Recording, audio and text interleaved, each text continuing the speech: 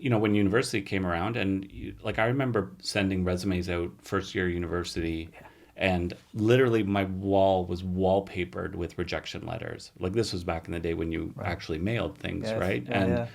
I get a rejection letter, and I would just post it on my wall, and it literally covered the whole wall of my Yeah. bedroom there. And I just said, I'm like, I need something to do. Like you have to have something to do. Yeah.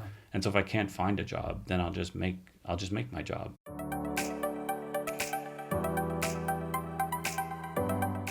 And it must be nice to have us, when you're, because let's be honest, as entrepreneurs, there's highs and lows, right? Yeah. And I think one of the most important lessons we can, or I know that I personally can pass along to our listeners is you've got to try to even out those highs and lows, I find. I don't think we'll get into that in a little bit, but to have somebody just to talk to, because when you own a business by yourself, it's lonely. It can be Yeah. lonely at times.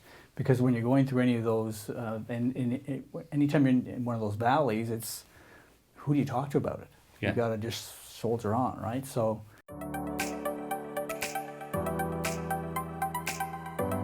Moments like at my last company, right, was when like we were literally running out of money. Like I needed to check from MailChimp to come in order to hit payroll. Like that's a really, really stressful time. If you've got to, I'm going into the bank and saying like, look, if you're holding this money, my employees aren't getting paid. Like it's that close, right? yeah, That's a really stressful time to be going through as an entrepreneur. The highs, from this standpoint, I think has been, mainly customers, revenue, like the customers we've helped. Like those have been like the best stories for us is like, when you recover a store for somebody. That was an amazing like feeling of elation. The first time I, just speaking of highs, like, yeah, the first restore we did, it was like instant validation that what we had done worked and it had an immediate impact on somebody because we restored somebody's store, a couple weeks before Christmas, which you can imagine, the impact that would have if your Save them. entire store Sure. kind of goes down, right? And then the other one was when Big Commerce came along and was like, "Hey, we love what you're doing for Shopify. Bring it to us." That was easily number two, I think, as well.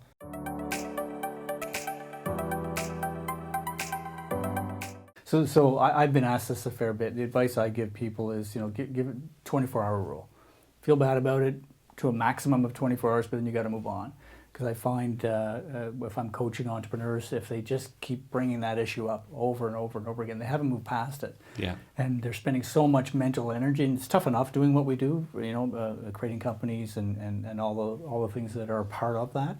But if you have too much negative mental capacity being used and just on something over, and you're not, okay, what lessons did you learn? Like let's break this thing down and then put it over in a box and move on.